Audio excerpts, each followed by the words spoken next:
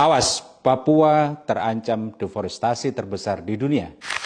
Jadi begini teman-teman, kalian tahu nggak sih bahwa Papua saat ini selagi disorot dunia? Bukan karena prestasi, tapi karena proyek strategis nasional food estate di Merauke diprediksi bakal menyebabkan deforestasi terbesar di planet ini dalam dekade terakhir.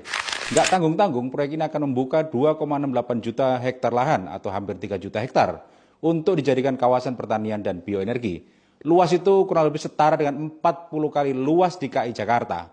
Dan sebagian besar dari wilayah ini adalah hutan hujan tropis yang belum terjamah. Proyek yang tujuannya untuk memperkuat ketahanan pangan nasional ini menyangkut pengembangan lahan pertanian, pembangunan pabrik gula, dan bioetanol. Lembaga internasional Mighty Earth bareng The Three Maps yang ngasih analisis serius soal penebangan hutan besar-besaran yang lagi terjadi di Papua. Hutan dataran rendah, lahan gambut, hutan rawa alami, bahkan hutan bakau, semua mulai hilang. Dan ini bukan sekadar akibat pembiaran, tapi karena memang negara yang langsung bilang, kami akan tebang sebagian hutan terakhir yang tersisa. Ya, langsung dari negara. Proyek ini diklaim pemerintah demi ketahanan pangan dan energi. Tapi banyak pakar bilang ini cara pikir yang salah kaprah. Pemerintah menganggap bahwa lahan-lahan itu adalah terdegradasi dan hanya rawa. Padahal faktanya itu semua adalah ekosistem yang sangat penting, tempat hidupnya spesies langka, dan penyimpan karbon alami yang besar banget. Menurut laporan dari Kementerian Kehutanan sendiri, angka deforestasi neto Indonesia pada 2024 mencapai 175,4 ribu hektar. Dan yang lebih parah, menurut Statista, Indonesia itu negara keempat dunia yang paling banyak kehilangan hutan hujan tropisnya. Kita udah deforestasi lebih dari 74 juta hektar sejak tahun 1950. Mau nambah lagi.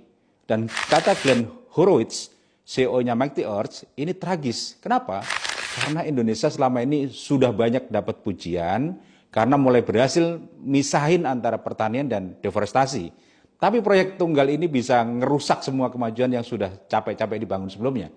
Jadi gini teman-teman, kita itu nggak anti pembangunan dan kemajuan, tapi yang kita kritik adalah cara pikir yang pendek, yang masih mikir tebang dulu, tanam nanti. Papua bukan tanah kosong, itu rumah bagi banyak komunitas adat, satwa langka, dan ekosistem yang nggak bisa diganti.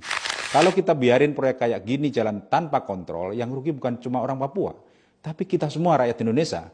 Karena krisis iklim itu tidak kenal batas wilayah. Yuk suarakan, share video ini, jangan biarkan hutan kita habis dibungkus janji pangan nasional. Karena kita nggak butuh nasi yang tumbuh dari tanah yang terbakar. Kita butuh kebijakan yang cerdas dan berakar. Jangan lupa teman-teman untuk follow, untuk men-share dan memberikan komen positif.